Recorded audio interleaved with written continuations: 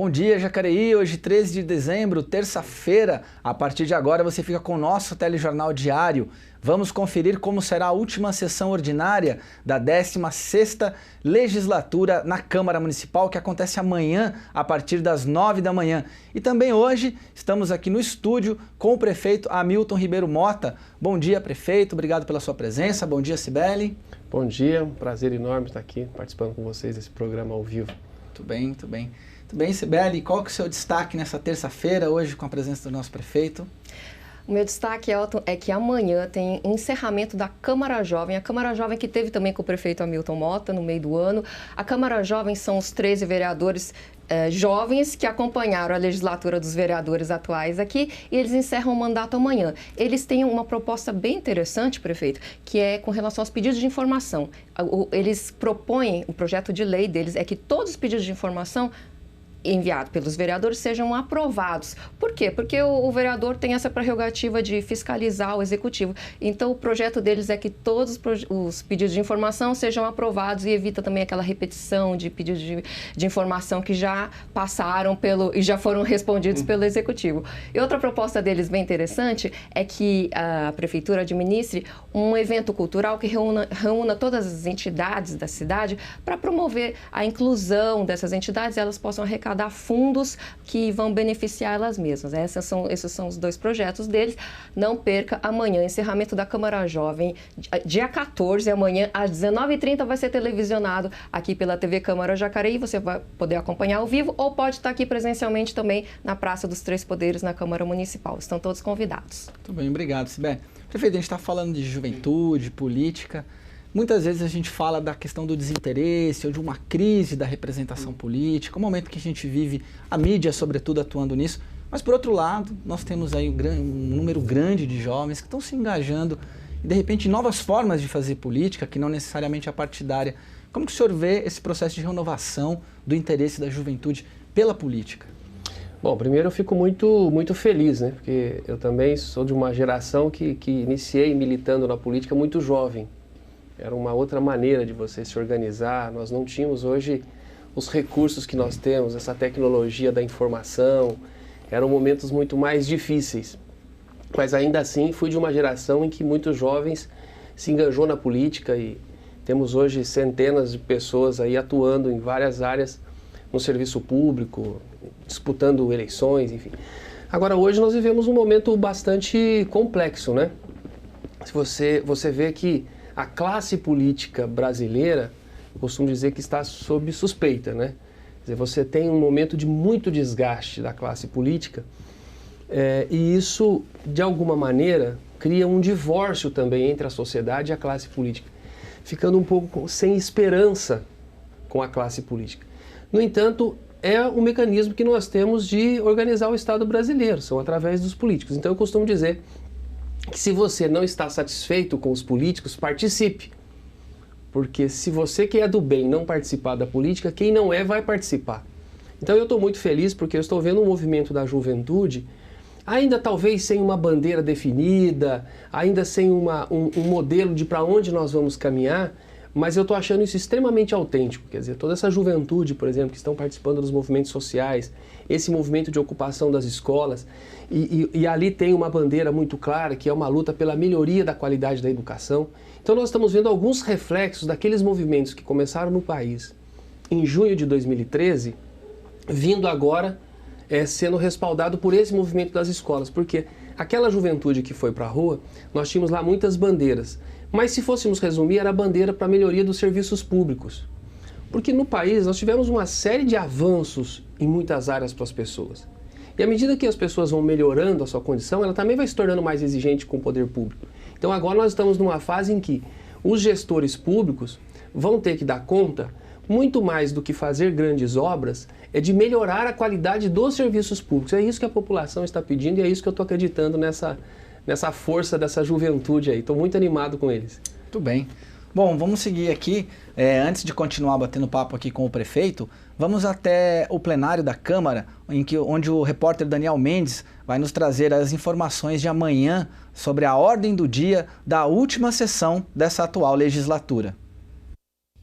Bom dia, Elton. Bom dia a todos no estúdio. Bom dia, Jacareí. Pois é, a 42ª sessão do ano, a última sessão da 16ª legislatura, traz 13 projetos na ordem do dia até o momento. O primeiro deles é a segunda discussão do projeto, do processo do projeto de lei complementar que altera a lei complementar sobre o Códigos de Normas e Posturas do município e da outras providências. A autoria é do vereador Edinho Guedes. O segundo projeto é a segunda discussão do processo de emenda à lei orgânica do município, relativamente à participação dos vereadores em comissões ou conselhos, de autoria dos vereadores Edinho Guedes, Ana Lino, Paulinho do Esporte, José Francisco e o vereador Itamar Alves. O terceiro projeto na ordem do dia é a segunda discussão do processo da emenda à lei orgânica do município, que atualiza e altera a redação da lei orgânica, de autoria dos vereadores Edinho Guedes, Ana Lino, José Francisco e Arildo Batista, também do vereador Hernani Barreto. O quarto processo na ordem do dia é a segunda discussão do projeto de lei que estima a receita e fixa a despesa do orçamento para o ano de 2017,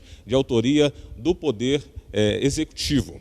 O quinto processo, Elton, é o projeto de lei que declara nos termos da Lei 4.557 de 2001 a preservação do monumento erigido ao Cristo como patrimônio cultural do município.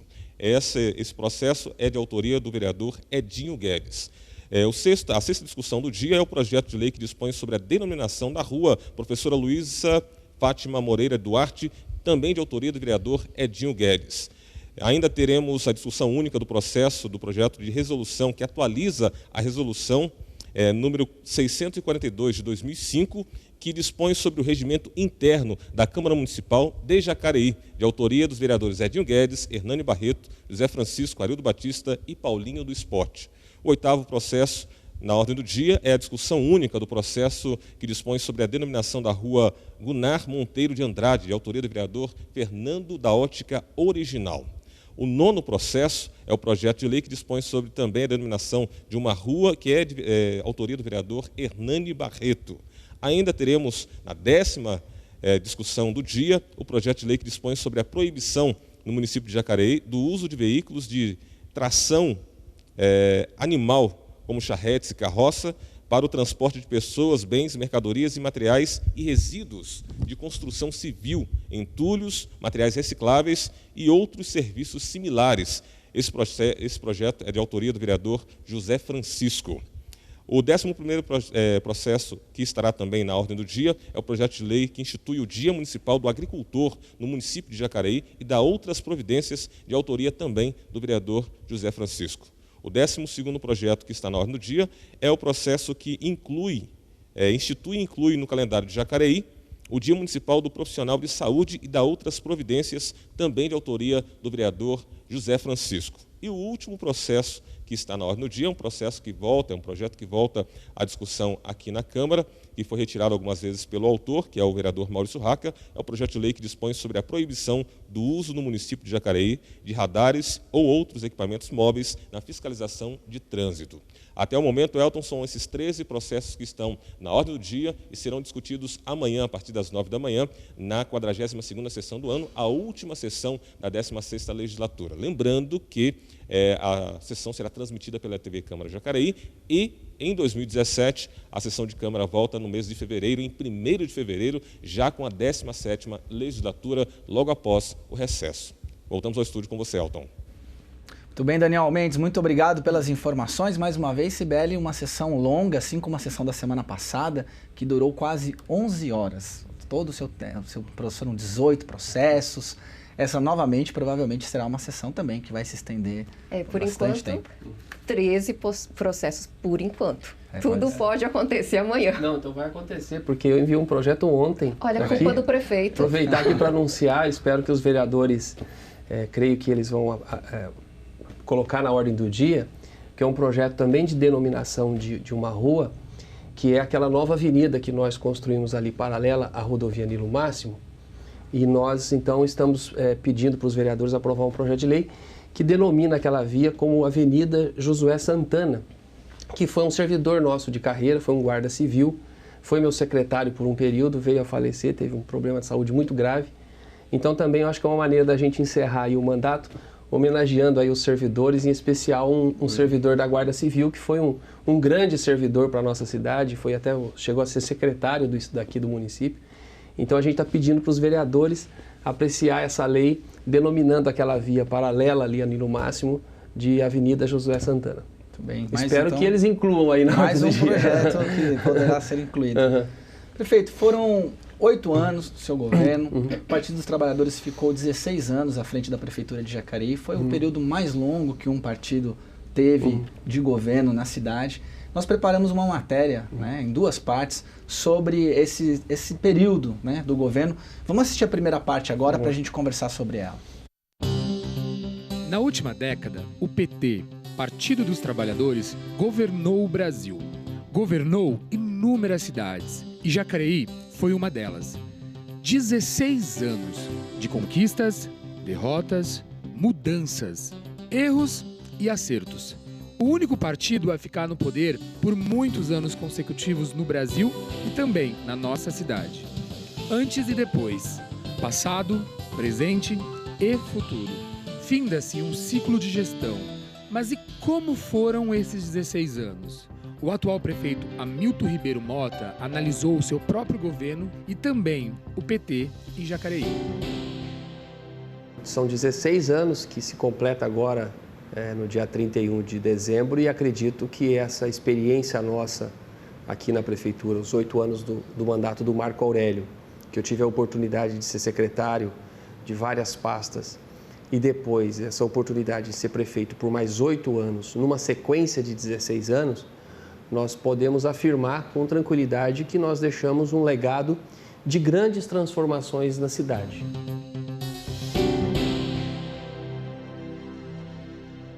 Em 2000, quando o Marco foi eleito, ele deu uma entrevista para a Folha de São Paulo e que ele dizia que durante a campanha, muitos acusavam o PT, né, e a campanha dele como encrenqueiros.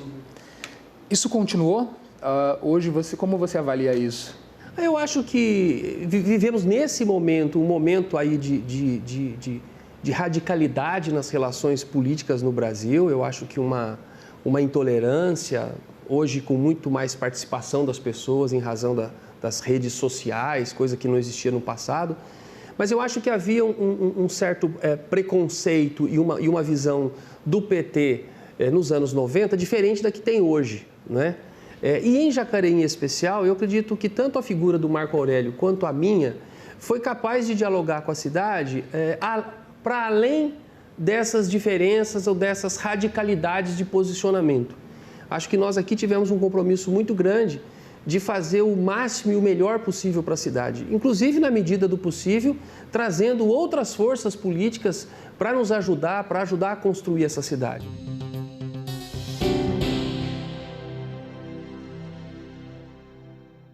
Eu diria que do primeiro para o segundo, uma ideia de reconstrução da cidade, no sentido de você observar isso a começar pela própria prefeitura, né? Quer dizer, uma prefeitura que não tinha ferramentas adequadas, inclusive para atender a população, tanto para atender aqui na administração pública, né? na parte mais burocrática da prefeitura, quanto na área de serviços. Uma prefeitura que estava totalmente desajeitada, desarrumada. E a retirada dos trilhos da cidade tem uma coisa muito mais simbólica, porque ela trazia 2 símbolos para a cidade. Primeiro, da divisão, né, onde você tem uma linha férrea que está desativada, cortando o centro da cidade, você tem ali simbolicamente uma ideia da divisão da cidade. Eu estou do lado de lá da linha, eu estou do lado de cá da linha. Então, essa imagem simbólica. A segunda simbólica é o seguinte, uma linha desativada. Então, a fotografia do atraso. Então, retirar os trilhos, refazer a Praça Conde Frontin, iniciar o processo de construção de um parque da cidade, um novo sistema viário que pudesse poder distribuir um pouco o trânsito da cidade, totalmente renegado a uma única via, que é a Rua Barão de Jacareí, dá o sentido de uma gestão que está abrindo a cidade. Então, o orçamento participativo também foi uma forma de dizer para a população, olha, tem muita coisa para fazer, não dá tempo de fazer, temos que ir fazendo aos poucos. E esse foi o processo. Então, eu acho que o Marco deixa muitas coisas bem estruturadas que dá um sentido de cidade, que permite a gente a pensar o que seria um terceiro mandato do PT na cidade, e aí vem a minha eleição.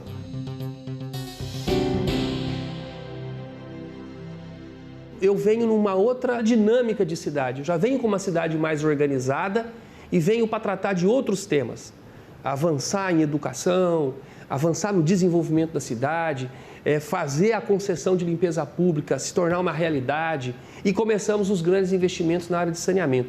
Então a gente faz eu diria, uma revolução de patamar da cidade, a começar pelo nosso terceiro mandato, que foi em 2009. O que nós chamamos aqui de pilares estruturais da nossa gestão. Olha, a cidade já estava no rumo certo com Marco Aurélio. Já tinha colocado as bases de uma cidade que podia ousar, né? Então nós fomos atrás de obras estruturantes e fazer um avanço muito grande na educação. Então o conceito do Educar Mais era conseguir espalhar esses equipamentos maiores nos 4 cantos da cidade, com o intuito de fazer com que a escola fosse aberta à comunidade, criar o sentimento de pertencimento, ampliar essa ideia simplista de que a educação é feita com o aluno na sala de aula, não é feita com a participação da família, é feita com atividades culturais, esportivas, com uma participação maior da população. Eu acho que a nossa marca, vamos dizer assim, ela tem alguns pilares. A educação, o desenvolvimento econômico resultante dos investimentos viários, de uma boa legislação de incentivos fiscais e a introdução do plano diretor na cidade, onde deu segurança jurídica e legal para as pessoas, nós chamamos os marcos regulatórios de uma cidade. Eu acho que a nossa administração marca eu diria, a gente acelerou o processo de crescimento da cidade. Muito bem, essa é a primeira parte da matéria do repórter Haroldo Moser. Recebemos aqui agora o prefeito. Prefeito, para a gente não falar o que já foi dito, né, o senhor marcou esses pontos, como os avanços, né, na questão da educação, do desenvolvimento. O senhor acha que a percepção da população, será que a população consegue, lá na ponta, perceber essas transformações que ocorreram na cidade? Eu acho que a percepção das pessoas com a cidade está muito ligado ao uso que a pessoa faz da cidade. Então, quando você pega as pessoas que ela tem pouca mobilidade na cidade, ela passa boa parte do seu dia num determinado trabalho e faz somente aquele caminho de volta para casa, enfim. Ela infelizmente, pela necessidade de sobrevivência dela, ela não é uma pessoa que transita toda a cidade. Então, a percepção dela, muitas vezes, pode ser um pouco mais restrita àquilo que aconteceu muito próximo dela, né? Então, no geral, eu acho que há uma disputa aí, muitas vezes, de comunicação. Eu acho que, inclusive, acho que isso é uma das falhas que nós ainda temos, apesar de todos os avanços da comunicação, nós ainda do poder público temos muitas falhas em não conseguir fazer com que as informações cheguem com maior precisão e para o maior número de pessoas. Então eu acho que essa percepção das pessoas, elas vão se alterando muito rapidamente. E o serviço público, as pessoas vão se adaptando muito rapidamente a ele. Aquilo que começa a fazer parte da nossa chamada paisagem urbana, a gente vai se acomodando com ela. Eu costumo sempre dar o exemplo da falta d'água, né? Se você tem água o ano inteiro na sua casa, você não faz essa reflexão sobre como é que se produz a água na cidade, como é que faz para essa água chegar até a minha casa. O dia que falta a água, aí aquilo se torna um problema, aí eu me ligo a ele. Então eu acho que a questão de percepção da cidade, uma parcela da população acaba tendo sim uma boa percepção. Uma parcela não, mas uma parcela significante. À medida que ela vai percebendo melhores equipamentos, melhores escolas, se melhora o atendimento na área da saúde, se chega uma obra viária, se ela fica sabendo de uma notícia que uma empresa se instalou na cidade, ela vai formando também uma visão de cidade. Então eu acho que a gente tem que disputar isso na comunicação. Agora, infelizmente, muitas coisas do poder público, até mesmo do poder legislativo, fica muito distante do dia a dia da população, né? Há um distanciamento, sim, e acho que isso muito mais é um problema nosso, político, do que da própria sociedade, né? Ela está ocupada com tantas coisas na vida, enfim, acho que nós tínhamos que descobrir ferramentas de fazer com que as pessoas estivessem mais inteiradas do que está acontecendo na cidade. Quando eu dou o exemplo dos investimentos na área de saneamento, como eu falei aqui no começo, nós fizemos, podemos dizer que foi uma revolução para a cidade. Se nós imaginarmos que até o início dos anos 2000 o município tratava menos que 2% do seu esgoto doméstico e hoje já trata 70%, você veja que aquilo que não foi feito durante toda a história do município, né, deu um salto extraordinário em 16 anos. E agora, inclusive, com condições, que é o que nós vamos deixar para o próximo prefeito, a licitação já em andamento, o recurso já garantido do governo federal de mais de 100 milhões de reais para tratar esses outros 30%, ou seja, colocar Jacareí no top do país como um dos poucos municípios que vai universalizar o tratamento do esgoto doméstico. Só que isso é uma obra grande, né? São obras que não têm uma percepção da sociedade no dia a dia, né? Então você imagina, é uma luta que nós temos que fazer para falar para as pessoas, olha, os temas ambientais, os temas de saneamento, o tema de mobilidade, esses são os temas da cidade. E isso nós fomos avançando no município. Mas muitas vezes isso está distante das pessoas. Aquele tipo de coisa que a gente só percebe se faltar. Se faltar, poxa, tinha. Por exemplo, no Brasil, no caso do saneamento, quando nós falamos aqui de tratar o esgoto doméstico, nós estamos falando de uma coisa que para o país ainda é um luxo. Porque mais da metade dos municípios brasileiros sequer faz a coleta do lixo, do esgoto. Nós não temos esse problema em Jacareí, né?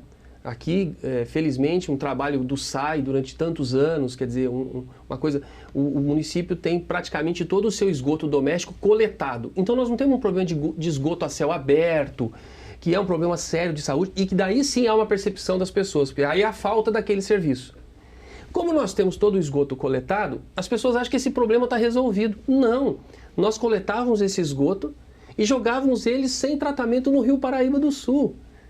Então hoje nós já estamos vendo pessoas pescando lá no córrego do Turi, as pessoas estão voltando a pescar no Rio Paraíba porque a qualidade da água do Rio Paraíba está melhorando. Então tem uma importância ambiental extraordinária tratar o esgoto.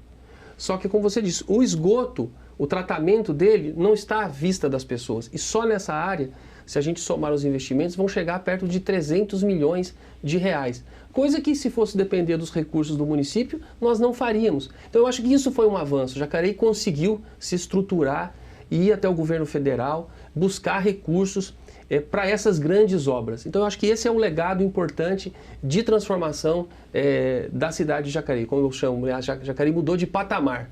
Ela saiu de uma cidade que não via acontecimentos e agora ela passa a poder, inclusive, está incluída entre os 100 melhores municípios do país para se investir, para se trabalhar e para morar. Agora, prefeito, a gente falou bastante sobre os avanços e vamos continuar falando sobre isso. Eu queria saber se é possível falar sobre o que deixou de ser feito também nesses 16 anos ou o que poderia ter sido feito diferente. Eu acho que sempre no município você vai ter uma quantidade enorme de coisas que você consegue melhorar e uma série de coisas que você não consegue avançar na necessidade que a sociedade impõe. Quando eu estava comentando aqui, eu acho que no intervalo nosso, quer dizer, eu acho que hoje há uma demanda extraordinária por melhoria na qualidade dos serviços prestados. Então, por exemplo, se a gente pega os serviços de saúde, é um problema do país, né? E é um problema de Jacareí. Por quê? Porque você não tem um financiamento da saúde e seja capaz de dar o atendimento no tempo correto e com a qualidade que as pessoas precisam, da maneira com que o SUS se propõe. Porque o SUS propõe atender a todas as pessoas gratuitamente, independentemente da sua cor, da sua condição financeira. Então você tem a obrigação de dar saúde de qualidade para todo mundo, mas não tem as condições para prover isso. Então se a gente faz uma conta simples, por exemplo, você tem um município de Jacareí, que tem 223 mil habitantes. Mais de 130 mil habitantes são usuários do SUS. Então você imagina o custo que isso não tem para o município. Então você vai ter sempre uma conta de que falta muita coisa para que isso fique melhor. Quando você olha para os números, você fala, nossa, como atende gente, como se faz muito pela saúde. Só que quando você olha pelo que falta bastante coisa. Então eu acho que Jacareí, não só Jacareí, no tema saúde, eu acho que nós e boa parte dos municípios brasileiros tem um desafio muito grande. Creio também que na parte ainda de sistema viário da cidade, ainda precisa perseguir o que o plano diretor viário do município apontou lá em 2003, que são grandes obras viárias para poder melhorar o trânsito da cidade. Acho que nós fizemos uma parte importante dela, acho que a Avenida Davi Monteiro Lino e agora essa via paralela lá na região Danilo Máximo, em que a gente praticamente deu uma solução extraordinária para o trânsito da Rua Barão e para o trânsito da Danilo Máximo, para toda aquela região da Danilo Máximo, são 2 exemplos importantes de obras viárias estruturantes. Mas o plano diretor aponta outras vias importantes que ajudaria a cidade a manter uma qualidade de vida no centro da cidade. Né? Porque o centro tem que ser um lugar que a gente tenha prazer de vir passear. Se toda vez que eu sair de casa e tiver que vir para o centro da cidade eu reclamar porque o trânsito está ruim, eu começo a abandonar o centro da cidade. E nós temos em Jacareí um centro extraordinário, ativo, um comércio forte, as pessoas utilizam do centro da cidade. Então isso não pode se perder. Então essas obras viárias, eu acho que também é outro desafio, que não seria possível mesmo num tempo de governo ser feito. Eu estou falando de obras que precisam de grandes investimentos para que elas aconteçam. Então o município tem que continuar com esse esforço de buscar as parcerias com o governo do estado, com o governo federal, de grandes financiamentos, porque os recursos próprios, hoje, mal dá conta para a gente manter os serviços da cidade. O pagamento dos funcionários públicos, as obras de manutenção da cidade, pouco se faz com investimento com recurso próprio. Né? O custeio da cidade hoje é muito alto. Né? À medida que você vai também trazendo novos equipamentos, como nós trouxemos, construímos mais de 20 escolas, os Educamais, os parques da cidade, né? Quer dizer, tem o do centro, fomos revitalizando. Então você passa a ter equipamentos que quando você não tem o custo de mantê-lo. Depois que você constrói, põe para funcionar, ele passa a ter um custo para o resto da vida, para poder funcionar. Funcionário, manutenção, gente. Então a cidade vai ficando mais cara para a população. Para você ter uma piscina funcionando num Educamais, aquilo custa dinheiro, não é? Então é o que a gente costuma dizer. Você quer uma cidade barata, você não vai ter qualidade de vida. Você não tem nada, também não custa nada. Você quer uma cidade que funcione bem, que as ruas sejam limpas, que os buracos sejam tampados, que o parque esteja sempre funcionando, tudo bem, vai custar um pouco mais para nós, não tem jeito.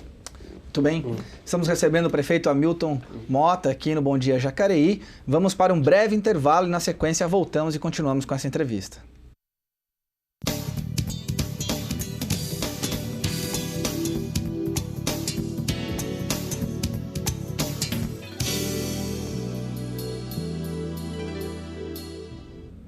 Estamos de volta com o Bom Dia Jacareí, recebendo hoje o prefeito Hamilton Mota.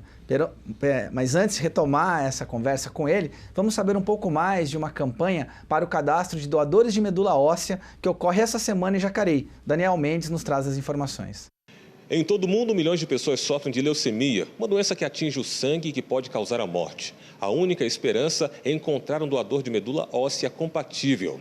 E uma campanha está sendo realizada pela 6ª vez em Jacareí, uma campanha que faz parte da campanha mundial para a doação de medula óssea. Para saber mais sobre essa campanha, eu converso agora com Mazinho Melo, ele que é presidente do grupo Valores da Vida. Mazinho, como é que funciona a campanha? A campanha ela é bem tranquila, né? Como você mesmo disse, é a 6ª edição que estamos realizando aqui em Jacareí. É uma campanha de captação de possíveis doadores de medula óssea. Tendo em vista que o número, né, de pessoas no mundo inteiro que precisam da doação de medula é muito grande, são milhares de pessoas. E a probabilidade de você encontrar uma pessoa compatível é de cada 100 mil habitantes você encontra um doador de medula óssea. Então é muito importante que as pessoas venham fazer o seu cadastro, realizar esse teste, para que possamos aumentar aí essa sobrevida das pessoas que precisam desse transplante de medula. Muita gente tem dúvidas e até medo, porque pensa que é um exame, é um procedimento doloroso, um procedimento que causa algum tipo de risco à saúde. De fato, é um procedimento perigoso, é tranquilo, como é que é? Não, é muito simples, tá? O primeiro passo é você fazer o teste de compatibilidade. Como é realizado esse teste? Você vai até o laboratório, no caso do sábado próximo, você vai até o local da campanha, que vai ser retirado 5 ml de sangue, tá? Uma amostra onde vai ser analisado. E aí você vai ficar cadastrado junto ao Redome, né, que é o Banco Internacional da Medula Óssea. Bom, bacana. Aí vamos lá, uma pessoa lá no Rio Grande do Sul, até mesmo na Espanha, Portugal, é compatível com você e precisa fazer essa doação. Você é levado até o hospital para realizar os outros exames, né, que são normais num processo cirúrgico. para realizar, então, o procedimento. Como é esse procedimento? Você pode fazer a doação de medula através do sangue, tá? Como se fosse uma transfusão de sangue, onde vai tirar a célula-tronco e vai ser colocado na medula doente, né? Vai ser, na verdade, aplicada na região da medula, para que a medula seja regenerada, ou você vai tirar da região da bacia ou próximo à coluna cervical. Gente, é legal salientar que não tem risco nenhum. A pessoa fala, olha, eu não vou fazer esse transplante que eu posso ficar paraplégica. Mentira, isso não existe, tá? Isso não existe. É doloroso para se fazer esse transplante? Não. Você que está doando vai para o hospital de manhã, tem alta no dia seguinte, tá? E a pessoa que fez o procedimento vai ficar uns 2, 3 dias no hospital até que a medula passe a pegar e aí, normalmente, vida normal. E quem pode fazer essa doação? Quem pode se tornar um doador? Todas as pessoas, tá, que estiverem entre 18 e 65 anos. Essas pessoas estão aí no grupo daquelas que podem fazer a doação de medula normalmente. Ainda que ela utilize algum tipo de medicamento, não tem nenhuma restrição? Não, não tem nenhum tipo de restrição, tá? É bem tranquilo, pode estar indo fazer esse cadastro. Mazinho, precisa estar em jejum para poder fazer esse cadastro? Não. Pode tomar café sem problema nenhum, porque você vai fazer um teste de compatibilidade apenas. Não é uma doação de sangue. Então, reforçando, quando que a campanha acontece e qual é o local? A campanha acontece no dia 17, agora de dezembro, tá? Aqui em Jacareí, no prédio da Atívia Saúde, que fica na Avenida José Cristóvão Arouca, número 53, se eu não me engano. Bem na região central de Jacareí, tá? Ali próximo ao Pátio dos Trilhos. O início da campanha será às 10 horas da manhã e nós estaremos estendendo até às 14 horas. Lembrando que nós teremos apenas 600 kits, tá, disponível. Então, esses kits acabaram, nós vamos ter que parar a campanha. Pode ser que essa campanha ela tenha seu término aí com 1 hora de antecedência, tá, do horário previsto. Então, vale a pena realmente a pessoa tirar um tempinho, é coisa rápida, para poder fazer esse procedimento, né? Vale a pena, mesmo porque nós não sabemos o dia de amanhã, né? Os doadores de hoje podem ser as pessoas que vão necessitar de um transplante amanhã, né? E isso aconteceu conosco em Jacareí. Essa campanha ela começou em função de um dos membros do Grupo Valores da Vida que precisava de um transplante, né? E a dificuldade era muito grande para se transportar as pessoas até São Paulo, até os postos que faziam, né, no caso, esse teste de compatibilidade, e nós conseguimos então essa parceria com o Redome e com a AMIO, né, que é a Associação da Medula Óssea do Estado de São Paulo, e trouxemos para Jacareí. E é bacana também que nós temos vários parceiros, né, aqui em Jacareí, que é o caso da Cruz Vermelha, o caso da Atívia, o caso do Hospital Alvorada, né, a Unicom, o Laboratório Populab também, que são parceiros que nós temos aí, que todas as campanhas estão com a gente, estão nos apoiando para que possamos desmistificar um pouquinho essa questão da doação da medula óssea. Então, fora a campanha que ocorre nesse sábado, reforça para mim o dia e o horário local também, fora o dia da campanha, a pessoa que quiser fazer essa doação, é possível também? Como ela faz? É possível, sim. Aí teria que ir até a Santa Casa de São Paulo, né, para poder estar fazendo esse procedimento lá, ou até Taubaté, no Hospital Universitário em Taubaté, e também Campinas. Então, assim, os locais eles são meio distantes, né? E existe uma cota diária. Se eu não me engano, aqui em Taubaté você consegue fazer 20 coletas dia. Santa Casa de São Paulo é um pouco mais. Mas quando nós conseguimos fazer esse mutirão fora dos laboratórios, é legal que a gente atinja um número bem maior de pessoas. É legal também ressaltar que esse é um teste caro de se realizar. Por isso a Anvisa ela limita, né, esse número de testes nos laboratórios, enfim. E aí fica também aí o nosso pedido, né, para os órgãos competentes, né, e para o nosso legislativo, nosso executivo, judiciário, que possa intervir junto à Anvisa numa grande campanha para que possa aumentar esse número, né, de testes liberados, porque se nós falamos de cada 100 mil você encontra um doador, quanto mais pessoas cadastradas, maior a possibilidade de encontrarmos doadores e aumentar aí a sobrevida dessas pessoas, que a única chance delas é o transplante de medula. Tá certo, muito obrigado pelas informações. Lembrando, então, você que está interessado em se tornar um doador de medula óssea, a campanha acontece neste sábado, a partir das 10 horas da manhã, no prédio da Atívia Saúde, que fica localizado bem ali no centro da cidade. Para mais informações, pode entrar em contato com o número 988-54-6305. Daniel Mendes para a TV Câmara Jacareí, a TV pública da cidade. Muito bem, obrigado Daniel Mendes pelas informações. Vamos seguir aqui com o prefeito Hamilton Mota e você fica agora com a segunda parte da matéria sobre a administração do Partido dos Trabalhadores aqui em Jacareí. Na primeira parte da nossa entrevista com o prefeito Hamilton Ribeiro Mota, ele avaliou os 8 anos do governo do ex-prefeito Marco Aurélio de Souza e os quase 8 anos do seu governo. Foram mais erros ou acertos nesses 16 anos? Como o próprio PT se reconhece nesses anos? Dentre os diversos problemas enfrentados nos últimos anos, a saúde de Jacareí, principalmente a Santa Casa, foi a mais criticada. No governo do Marco, houve a intervenção da Santa Casa, né? E ela também foi um dos principais temas que atrapalharam esse último governo e a população criticou bastante. Jacareí melhorou a saúde? A saúde, ela é o principal problema e ela é o tema mais complexo de você fazer esse debate com a sociedade. Porque, primeiro, você divide a sociedade em 2 grandes grupos. O que são usuários do sistema de saúde e os não usuários. Os usuários têm as suas críticas contundentes e reais porque são usuários do sistema. Os não usuários têm uma imagem da saúde vendida o tempo todo, propagada o tempo todo pelo noticiário. Nós temos 20 anos de SUS no Brasil, um pouco mais de 20 anos, e o país não criou condições de dar esse serviço com qualidade a toda a sua população. E foi com o passar do tempo, as responsabilidades sobre as soluções da saúde, e em outras áreas também, mas é que o tema aqui é saúde, vamos ficar nele, recaindo sobre os prefeitos e não necessariamente os recursos, os investimentos necessários. Então a saúde, ela é muito crítica. O município não tem um hospital público, então o hospital público da cidade é a Santa Casa, que é uma entidade filantrópica, que está sob uma intervenção que foi muito criticada no meio político por muitas pessoas, sem um conhecimento ou sem talvez uma honestidade para aqueles que conhecem com profundidade a razão dessa intervenção. Ela foi em razão da prefeitura, por conta da mudança na legislação, a prefeitura estaria impedida de repassar recursos para a Santa Casa por falta de certidões. O único mecanismo legal de continuar fazendo a Santa Casa funcionar no município era através de uma intervenção administrativa, que é apenas administrativa, não mudou praticamente nada, ela continua existindo enquanto entidade filantrópica.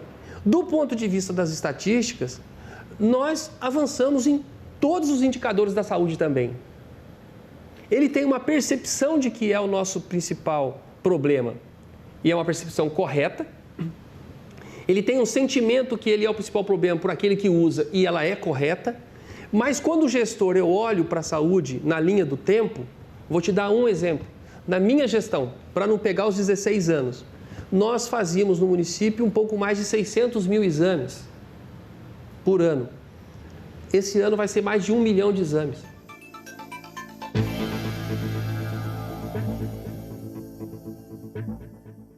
Quanto ao plano de carreira dos professores, eu acho que entre o ideal e o possível é onde se dá o debate.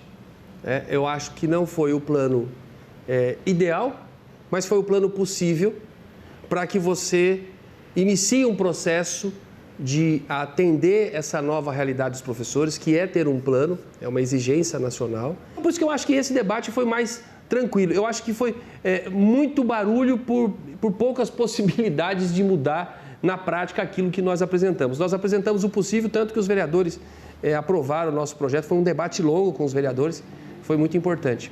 Todas as vezes em que um prefeito, que é aquele político que está mais próximo da população, ele e o vereador, tem que mexer no bolso das pessoas, aumentar o valor da conta de água, aumentar o valor do IPTU, o valor do ISS, o valor do ITBU numa transação imobiliária, é uma medida impopular. Traz um desgaste para o político e tal, não é? Porque as pessoas acham que nós temos que ter os melhores serviços na cidade, a cidade tem que ter toda a qualidade de vida que a gente tem o direito, mas não temos que pagar por isso. Essa conta não fecha. E no Brasil, muito menos. Primeiro porque o Brasil ainda é um país em construção. Muitos dos nossos problemas básicos não estão resolvidos. Agora, ele deixa sequelas da chamada medida impopular. mas governar é ter coragem de fazer aquilo que precisa ser feito. Porque as pessoas, ao final do teu mandato, vão cobrar por aquilo que você realizou ou não realizou. Né? Só que nesse meio do caminho você tem que tomar medidas. Você citou agora o caso da contribuição de iluminação pública, que eu particularmente resisti em implementar, mas tivemos que nos render a instituir essa contribuição, que ao final ficou para mais de 96% da população uma taxa, uma contribuição de R$ 7,00 por mês. Veja, R$ 7,00 por mês.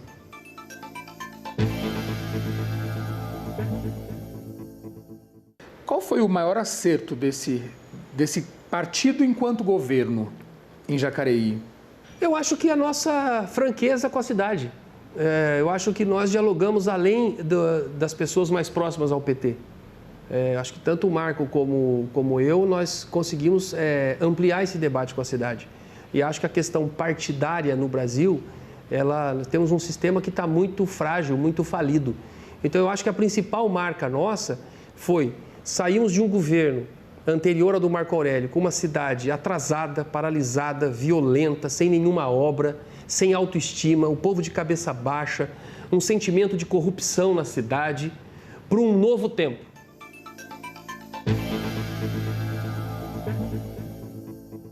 Eu acho que nós cometemos muitos erros. Se você pegar um governo de 16 anos, você soma inexperiência, você soma a dificuldade de você ter quadros para compor muitas vezes as equipes, você fica limitado por conta das condições financeiras, econômicas do país. Então eu acho que os erros nossos são talvez os erros mais políticos, de não ter conseguido criar um mecanismo melhor e mais combativo de diálogo com a sociedade.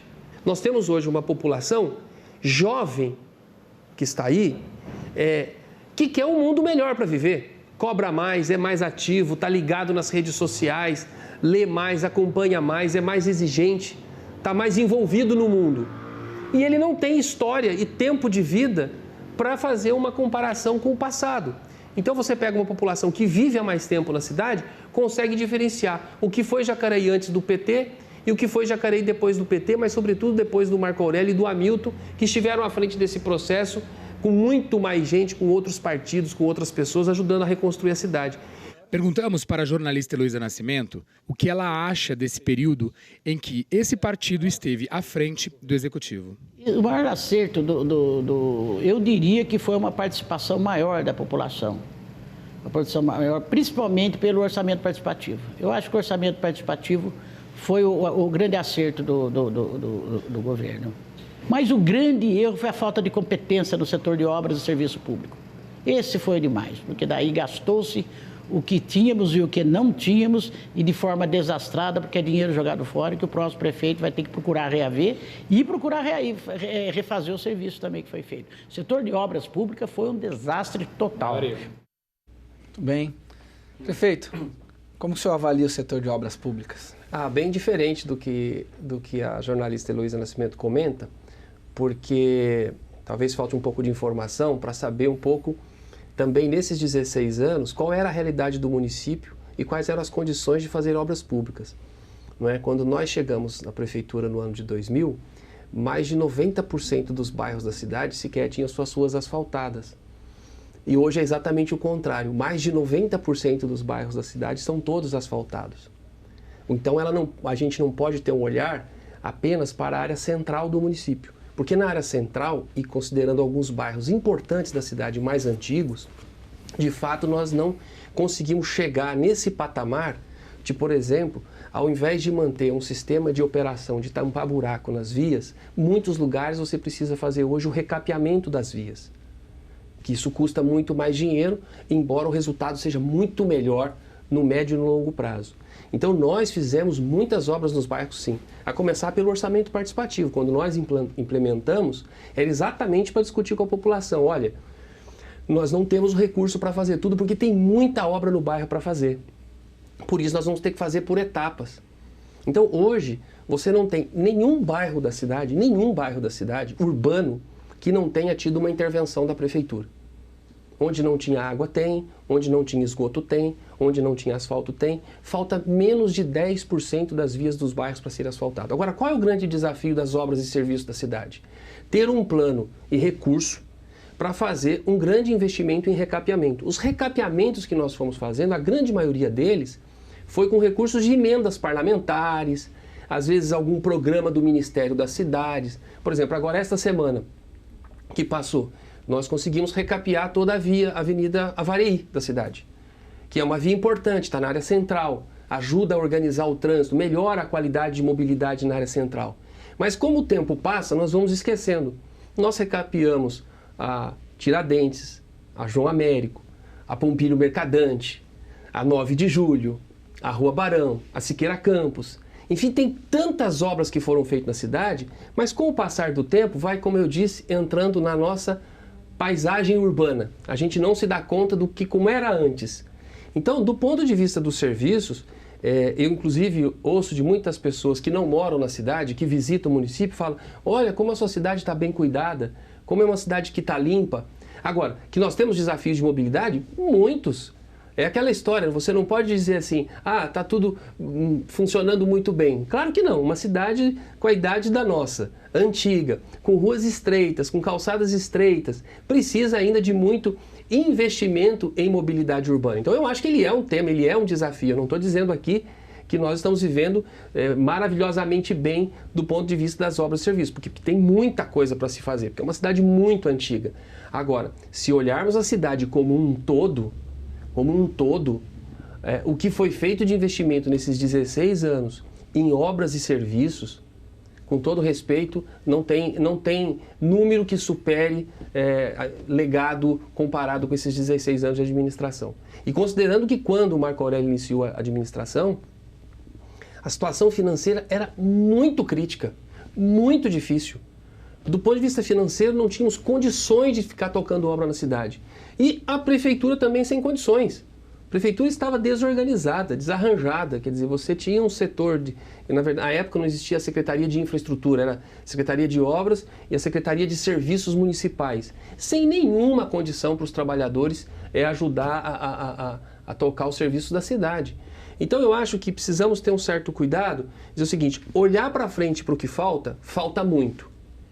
Ter sensibilidade e honestidade intelectual de olhar para trás para reconhecer o que foi feito também deve ser colocado à mesa, não é?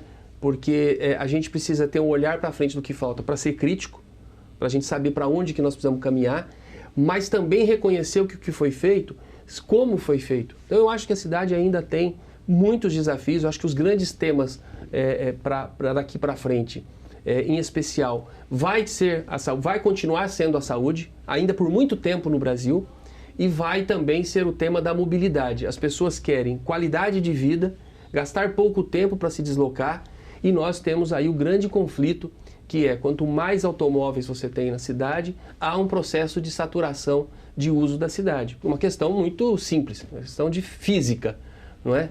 Quanto mais carro você tem, menos espaço físico você vai ter para disputar.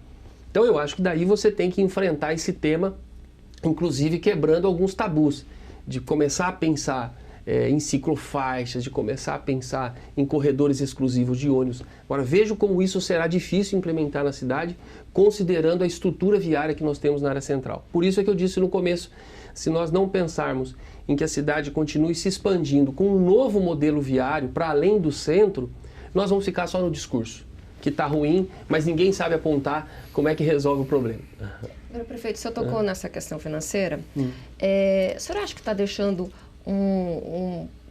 boas condições de governo para o próximo governo que vai chegar em termos de dívida pública, em termos do projeto da lei orçamentária anual, que é de sua autoria, que vai ser apreciada pela Câmara amanhã, que inclusive tem uma queda bem grande no serviço de divulgação, que o senhor mesmo falou que é importante a comunicação, mas vai ter uma queda de 1 milhão no serviço de divulgação. Como é que o senhor acha que está deixando a prefeitura para o próximo governo? Olha, mais uma vez a gente tem que se colocar numa análise um pouco mais ampla. Eu acho que, assim, eu infelizmente estou vendo aí muitas prefeituras em situações extremamente mais complexas e mais difíceis do que a nossa, muito mais difíceis. Eu diria que eu entrego uma condição de déficit orçamentário para o atual prefeito, para o prefeito eleito, mas ao mesmo tempo entrego com algumas condições para que ele consiga equilibrar isso logo nos primeiros 6 meses de 2017. Como todo mundo está sabendo, nós estamos vivendo uma crise econômica no país muito profunda. Nós estamos falando de uma queda na receita em Jacareí da ordem de 10%, 12% do ICMS, que é mais ou menos o que está refletindo o déficit que nós vamos deixar para o ano que vem. No entanto, esse déficit que nós vamos deixar para o ano que vem, felizmente, vai ser compensado por aquilo que nós conseguimos implementar na cidade, do ponto de vista do desenvolvimento econômico e industrial, em que fez com que o município desse um salto em 8 posições no ranking do valor adicionado do Estado, ou seja, nós vamos ampliar nossa participação no chamado bolo do ICMS. E isso vai representar para Jacareí mais ou menos 40, 42 milhões de reais a mais no orçamento. Então eu diria que dá para equilibrar essa situação difícil que nós vivemos em 2016, e ela tende a se manter em 2017, mas ele não vai agravar a situação. Então eu acho que, assim, eu estou fazendo isso com muita transparência com a equipe de transição do prefeito eleito, já conversei com ele por umas 3 vezes, ainda terei mais uma reunião até o final do ano, para passar exatamente para ele qual é a condição de déficit orçamentário. Porque mais de 90% dos prefeitos do país estão deixando um déficit. A gente está vendo a situação do Rio de Janeiro, agora Minas Gerais, o Rio Grande do Sul. Os estados não estão conseguindo pagar sequer folha de pagamento dos funcionários. Eu acho que é uma realidade diferente na cidade, mas não significa que não deixaremos um déficit, porque houve uma queda muito forte da receita e aquilo que eu disse, e nós temos hoje uma cidade maior para cuidar, uma cidade que exige muito mais investimento. Mas eu agi com muita responsabilidade, né? Tanto que eu acho que isso paguei até um preço político por isso. Quando a gente citou aqui o caso de ter que implementar a contribuição de iluminação pública, muitas obras que nós tínhamos licitação concluída, eu não dei ordem de serviço para iniciar, para não comprometer ainda mais o futuro da cidade. Quer dizer, então eu lamento por não ter executado, mas por outro lado eu também tenho a consciência tranquila de que eu não fui irresponsável com o dinheiro do povo da cidade. Né? Tomei muito cuidado para que a gente fizesse um fim de gestão no máximo possível dentro da normalidade. Eu tenho ouvido aí prefeitos que vão deixar um déficit da ordem de 10% do seu orçamento executado. Nós aqui possivelmente vamos ficar entre 4% e 6% de déficit do orçamento executado, ou seja, um número relativamente baixo diante do tamanho da crise. Eu tenho uma queda de 12%, 13% e vou deixar um déficit pela metade disso, é um sinal de que o esforço foi muito grande, né? Então eu tenho demonstrado isso para o prefeito eleito com muita transparência, porque é uma realidade, não foi por descaso, não foi porque usei mal ou não foi porque fiz coisas desnecessárias. Acho que inclusive até deixei de fazer coisas muito necessárias para poder ter um rigor fiscal um pouco maior. Mas eu acho que em 6 meses, 4 meses, 6 meses, mas até tomar conta um pouco da situação da prefeitura, mas em 6 meses a atual administração que vai começar, ela vai perceber que é o seguinte, olha, dá para tocar o município porque de fato ela vai perceber que entre aquilo que nós deixamos de déficit e aquilo que também nós deixamos de um novo orçamento para a cidade, que é a chegada desses recursos da participação nossa maior no ICMS, vai fazer com que a cidade, pelo menos, fique equilibrada o ano que vem. E eu não parei nenhum processo de emendas que estavam em andamento, de recapeamento, os contratos com a Caixa Econômica, com o governo federal. Nós estamos dando continuidade com a mesma celeridade de sempre para que ele ganhe tempo e não corra o risco de perder recursos importantes para a cidade. Por exemplo, eu citei a do Avareí que nós fizemos, eu tenho outra assinada que já é da Nicola Capuzzi aqui no Cidade Jardim, pronta para assinar. Nós só não vamos assinar porque não vai dar tempo de fazer. Então nós vamos deixar pronto para ele. Ele pode começar o ano assinando a Nicola Capuzzi e ir recapeando todinha aquela avenida de entrada do Cidade Jardim, que é um dos casos que eu disse de centro de cidade que precisa de obras melhores. Prefeito, nosso tempo está chegando ao fim, nós temos mais 2 minutos, a conversa poderia fluir muito tempo, mas eu queria que o senhor fizesse uma avaliação, então, diante de tudo que o senhor apresentou, do seu governo, desse legado que o Partido dos Trabalhadores deixa para a cidade, uma avaliação sobre o resultado das eleições municipais. A que o senhor atribui a essa derrota, a volta do PSDB ao poder, uma nova configuração do quadro político, inclusive na Câmara Municipal? Não, eu acho que é extremamente compreensível. Primeiro porque eu acho que, independentemente do que vem acontecendo no país, você tem um legado de 16 anos, então há um sentimento de mudança na cidade natural. Agora, essa eleição municipal especificamente, ela teve uma relação com a crise nacional muito forte, coisa que a gente não via acontecendo em outros momentos, que era uma influência do noticiário nacional interferir nos processos locais. Então você veja, nós tivemos uma grande mudança nas prefeituras. Foi um índice baixíssimo de reeleição, foi um índice baixíssimo de sucessão. Então a gente fala da onde nós, o PT, por exemplo, perdeu em Jacareí, mas o PSDB também perdeu 3 cidades importantes da região. Ele ganhou onde não estava governando e perdeu onde ele estava governando. Ele perdeu Caraguatatuba, ele perdeu Pindamonhangaba, ele perdeu Guaratinguetá. Por quê? Porque havia esse desejo na sociedade de o que está aí precisa mudar. Sou governo, sou contra nesse momento. Então você teve isso aí praticamente no país inteiro. Mas eu acho isso importante. Eu acho que a cidade ela vai depois poder comparar. Ela tem a oportunidade de experimentar um novo governo e daqui 4 anos ela vai dizer, valeu a pena essa mudança? Foi melhor? A cidade avançou? Não avançou? Não é? Se nós não tivermos um outro governo aqui, quando que nós vamos comparar com o PT e um outro governo? Posso complementar só um pouquinho? Em relação a tudo isso que a gente está vendo, Lava Jato, as delações, o senhor acha que o PT ele precisa rever os seus conceitos, seus valores, sua missão e se reestruturar para as próximas eleições? Sim, eu acho que o PT pagou o preço mais caro desse processo de combate à corrupção no país, até porque também estava governando um país. Não é? Mas o que nós estamos observando agora, pelas últimas notícias, e o que já não era novidade para nós que estamos no exercício da gestão pública, é que o sistema político brasileiro está sob júdice, está em xeque. A classe política brasileira vem perdendo credibilidade com a sociedade. Então eu acho que o sistema político nosso, ou seja, nós estamos falando de reforma política já tem uns 15 anos. Quer dizer, o Brasil tem uma dificuldade enorme de fazer uma reforma política para criar mecanismos mais eficientes de controle da sociedade e de participação da vida política. Você veja que nós estamos nos afastando, as pessoas de bem começam a ter receio de participar da política. Por quê? Porque você vê que toda a classe política está sendo colocada numa vala comum. E isso não é bom para a democracia, né? Eu, inclusive, sou mais radical. Eu acho que nós deveríamos ter uma constituinte, ou seja, o povo deveria eleger um congresso exclusivo para fazer uma reforma política e aí eles deixam de ser deputados para o povo ir votar de novo. Porque a gente imaginar, por que a reforma não sai? Porque quem está lá não quer fazer. Quem está no Congresso Nacional quer que as coisas continuem do jeito que está. E aí é lamentável, porque quem está aqui na ponta, quem é vereador, quem é prefeito, acaba muitas vezes pagando um preço daquilo pela qual ele não tem nenhuma responsabilidade. Acho que isso, inclusive, não é bom para a democracia. Prefeito, queria agradecer a tua presença. Para encerrar mesmo, nós já estouramos o tempo. O que o cidadão Hamilton Motta pretende para o futuro a partir do dia 1º de janeiro? Bom, primeiro é retomar minha vida particular, né? Poder viver um pouco mais a cidade como cidadão, poder, como diz, andar de chinelão para a rua, passear com meu filho mais tranquilamente.